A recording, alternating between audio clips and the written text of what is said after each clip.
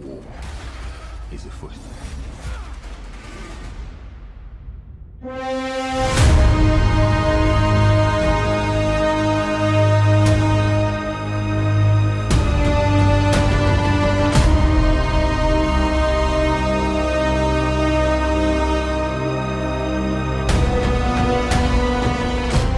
What's up, Doom Nation? Welcome back. We are the Two Doom Men, and we are doing the Doomed review of the second episode of the House of Dragons. As always, it's Scagz and the Captain. What's going on, buddy? I'm here. I'm ready to go. Interestingly enough, episode 1 now has a name, the Heirs or something like that. Episode 2 doesn't have a name. Yeah, they didn't name episode 2, though, because I'm watching it on HBO Max. So they seem to be not naming it until afterwards, like maybe the next day or something, which is bizarre. So, yeah, let's get right into it, man. I thought it was kind of cool to see the opening scroll come back. Yes. A little bit differently done, obviously, than Game of Thrones. It is a different show, different time period. I'm a little bit confused as to what exactly I was looking at it, though. River of Blood? I don't know. Yeah, I don't know where that was or... You know what it reminded me of? Remember Blade 2? Or one of the Blade movies where like Blade, I don't they would try and drain his blood and it would fill up that symbol like maze that was on the floor or whatever. I feel like that's what like we were watching, some type of like blood oath thing. Could be. Yeah, I mean, you know, fire and blood is the creed of House Targaryen. Maybe it was the model of Valeria, right? That King Viserys is working on, which we found out in this episode. He wasn't working on a model of Dragonstone. That is an actual model of the city of Valeria back in the old kingdom of Valeria. So we'll start there. I thought that was pretty interesting because we're like I said, this show is kind of going to fill in a couple things maybe that we don't know about. Obviously, King Viserys has some sort of more knowledge of the past than the books have even given us. He has a little bit of insight into Valeria, old Valeria. He made a comment about how it was built near a volcano, and that's where the Dragon Lords drew their power and their magic from. As you can see, Valeria was a really advanced city. It looks almost like a modern city. People have always theorized in the Game of Thrones fandom lore that it was a volcanic eruption that destroyed the entire kingdom of Valeria, that perhaps the Dragon Lords were meddling with things they didn't really understand, like magical powers, nuclear weapons or something like that, something to that, you know what I mean? Like something to that terms, and that obliterated their entire kingdom. So we kind of got a little bit more insight into it. I find that interesting, being a real Game of Thrones nerd. Yeah, see, I wasn't too aware of the history of Valeria. Yeah, so you didn't read the books, though, right? No. Yeah, but that's okay. So this is all still pretty new to me. Yeah. So I mean, this episode also picks up 6 months have passed. Yeah. Since the first episode, which is interesting, and now this confirms, in my opinion, at least, like this show is going to move fast. Similar pace, timeline wise, timeline wise, it's similar to the book. The book didn't like mess around. It didn't get into much dialogue the way Game of Thrones does. It just kind of, here's big point A.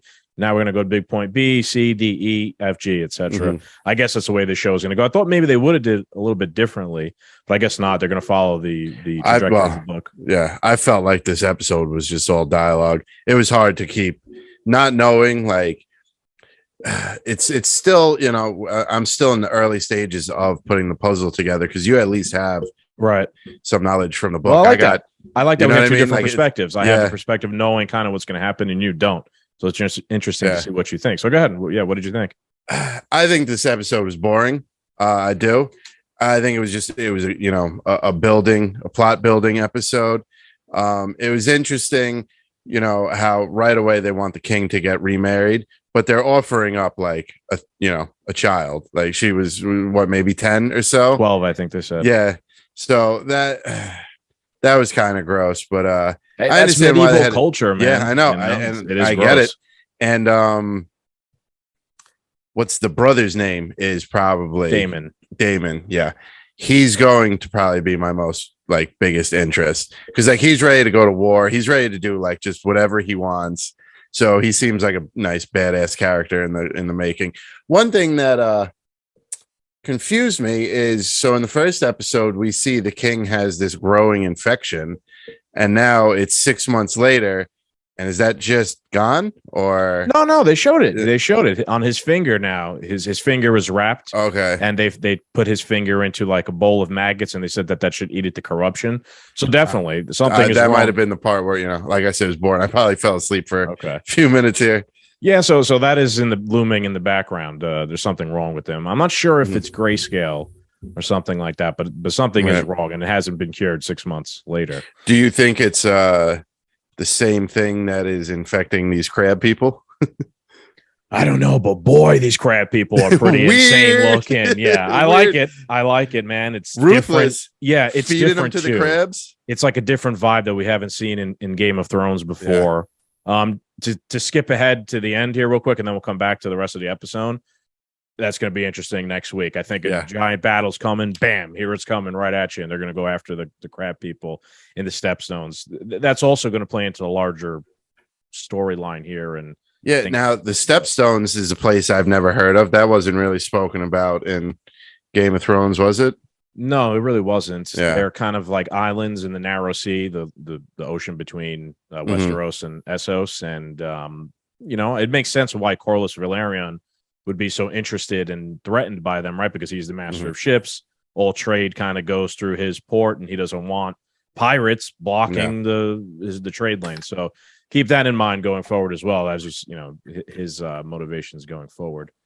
I think with this show, I know you said you felt this episode was a little bit boring, but I was also concerned it might move too fast, right? Like Game of Thrones started to do at the end with season 7 and 8 and the last couple episodes where people start teleporting from left to right, So I was a little bit nervous about that, especially at the beginning when they said, 6 months have passed. I'm like, oh no, is this going to start moving so quickly that we just go from point A to point B and nothing happens? I think they found a good mix here of how to, yes, I understand you said it's a little bit slow, but they didn't just like teleport someone into a battle and now that's it, the war is over and we know whatever.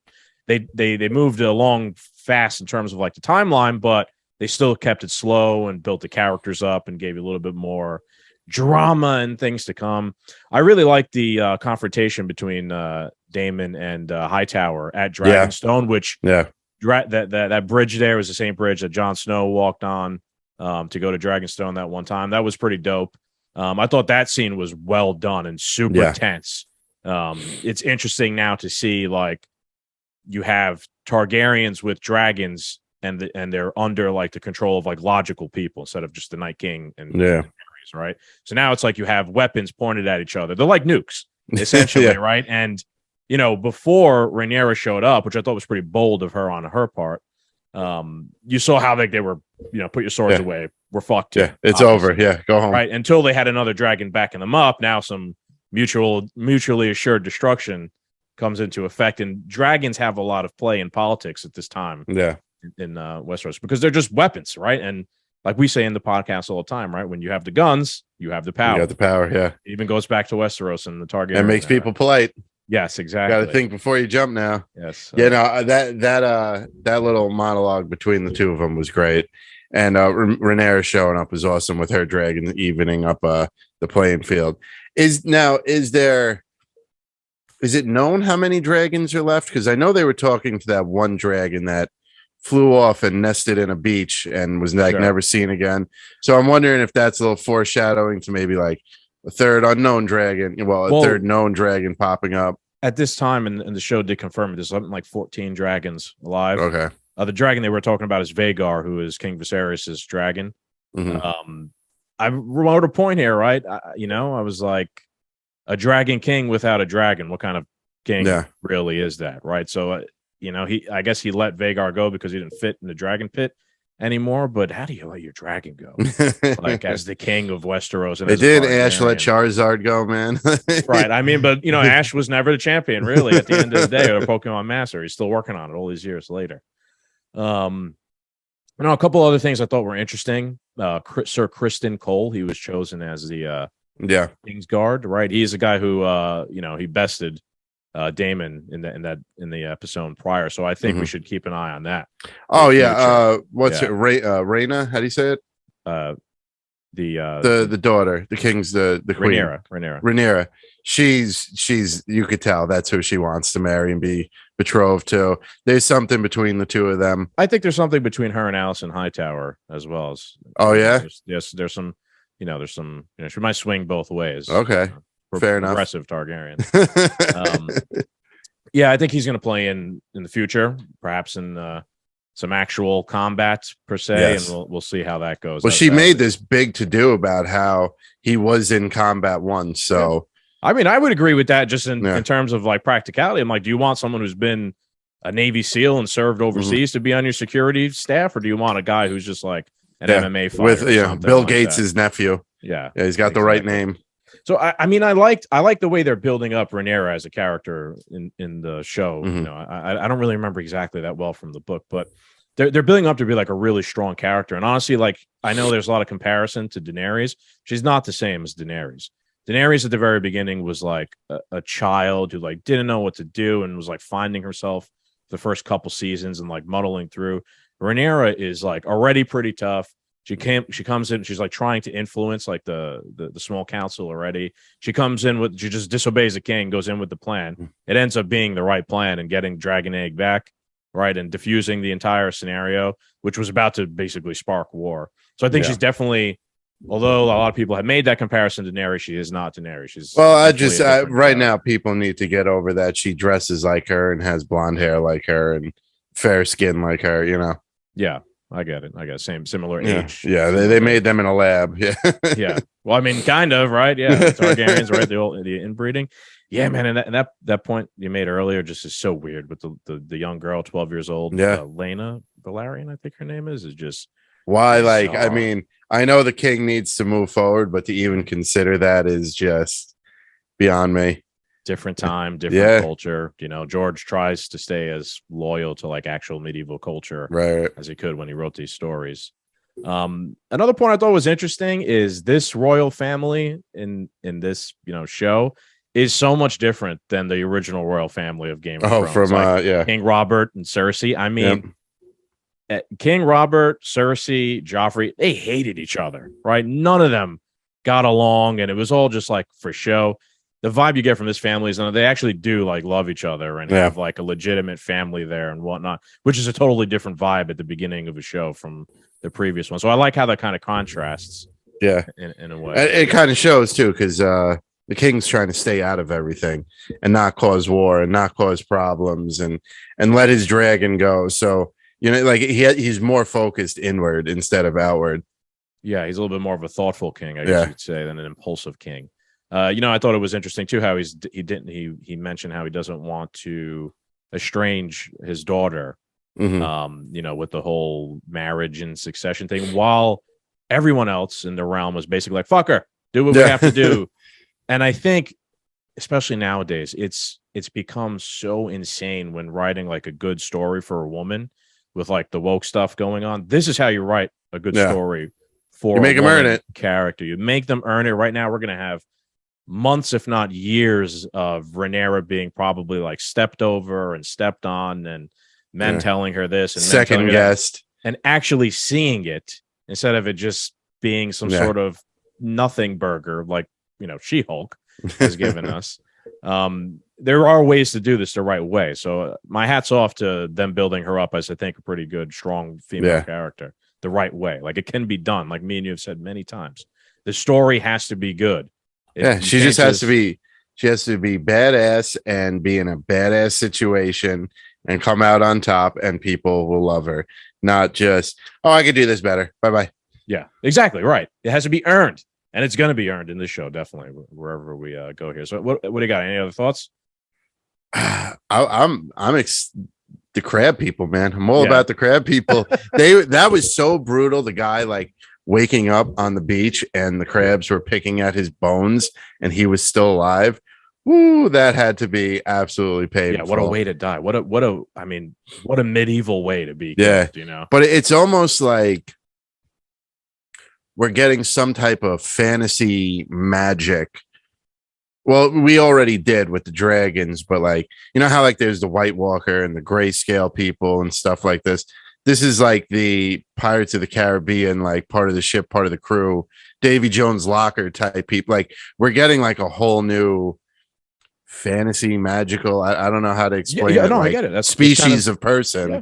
It's like exactly kind of what I said before. It's Game of Thrones there's gonna be a different vibe to this enemy that we haven't seen in the Game of Thrones world before. And I think it's because this takes place hundreds of years before Game of Thrones, where there was more things like this still alive. There was more of those.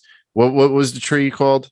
The weirwood tree. Yeah, there's more of them around. So there's probably more magic in the world during this time period that would allow something like the crab people to survive. Yeah, I mean, I don't know how magical the crab people are, but you're 100% right. Yeah. One of the biggest themes of the Game of Thrones was that it'd been so long, like people had forgotten. Yeah, fantasy had died. Yeah, right. They even contrasted to Game of Thrones in the first episode when Rhaenyra was flying over King's Landing on the dragon, and no one batted an eye. Yeah, right, because it was normalized. But when Daenerys flew into the north, or when Drogon and Rhaegal flew into the north, people ran and they were terrified, right? Because they'd never seen a dragon before in their life. So I noticed things like that are in the show, which I appreciate when they do things like that, because they know people like me are looking for stuff like that. So yeah, you're right. This is a time when there is more magic and just more weird. So there's even more houses. Yeah, I don't even know if we could call it magic, but I don't have a better word for it. Yeah, so those people are really interesting, the crab people. Yeah. We'll see how it turns out. My guess is that episode 3 is going to be a battle. I hope so. I want to see something. Yeah, and this was a lot of chit chat for me. I was falling asleep. It would be a good pace, in my opinion. Three episodes battle, battle, and then close it out with the last couple episodes. It's setting the stage here too. You're going to see Corlys Valerian's going to make his play, forge a new alliance here, and that's going to end up leading to probably. Well, that's why I'm excited for the brother, because he's just going about and doing as whatever he pleases in straight defiance, and it's going to be interesting where it leads. He is, but he isn't at the same time, right? Like he is somewhat in defiance, right? He went to Dragonstone. He brought 2,000 soldiers with him as his own little private army, but he gave the egg back. He seems a little bit reluctant to just openly fight a war. So he isn't. He's not a cartoon character villain or bad guy, right? Like there's more to him here than meets the eye, which I like. It's interesting. It's deeper than just that guy bad. This person, right? Like he might be a bad guy, but with like good qualities. Like I think we'll get an episode within his walls at Dragon's End. You know what I'm saying? Like we'll sooner or later get his perspective of the past 6 months, or his perspective of the past year. Yeah, definitely. He reminds me a lot of Jaime Lannister. He's a like a deep character, flawed, but there's more to him than meets the eye. Yeah, without a doubt. So I don't know. You want to rate it? What do you think? Yeah, I'm going with another 6, just because I'm still sitting here in the dark. There's a lot of interesting things going on, a lot of interesting moving parts. They haven't come to fruition yet. So I'm sticking to the middle of the road. I'm still on board. I'm still enjoying it, but I still haven't had that wow moment yet. Okay, fair enough. I'm going to give it a 7. I think it's doing a solid job at building and doing the job of moving quickly, but not making the same mistake Game of Thrones did, where you just moved from point A to point B, and it didn't felt earned in Game of Thrones, right? This felt earned. I know you think it was slow, but I think if it moved this fast and then just immediately people are fighting each other and you don't know exactly what's going on, you'd be I get it. This is kind of dumb. Yeah, you wouldn't like it. So let's see what happens in the next episode. Yeah. See, that's the problem right now for me. It's all about like, let's see what happens next. Let's see what happens next. I do got to say there is a bit of an excitement to, tuning in at Sunday night. Appointment television. Yeah. That's what the Barstool guy said. Yeah. Right? Appointment television's back. Yeah. Yeah. Bit exciting to be doing that again. Yeah, it is, man. It is. There's something to be said about it. Right now. We can sit here. We could talk about it. We could theorize for a week at the water cooler with people you work with, and you hype each other up. Maybe you get let down, maybe you don't. That's what makes television great. Yeah, it's something that you lose with, like, here's an entire season on Netflix in one shot, and you're all watching it at different points. You can't talk about it. Exactly. So I like that too, man. I think that's a big part of the show, and that's also a big thing of what made Game of Thrones great. So I like it. I'm happy it's back. It's fun for me. Yeah, I'm enjoying it so far. So I'm in it for the long haul right now. All right, everybody. We'll wrap it up here. I am not sure. We will definitely review episode 3, but we will be away when it appears, or we'll be coming back from being away. So might not be able to turn it around as quickly, but we'll work on it and we'll get there. Yeah, it might be Monday or Tuesday it comes out. Yeah, definitely. All right, sign us off, Cap. All right, Doom Nation. I hope you guys enjoyed another Doomed review. As always, make sure you like, share, and subscribe. Thank you guys for tuning in, and check us out on our podcast, the Two Doom Men Podcast. Peace.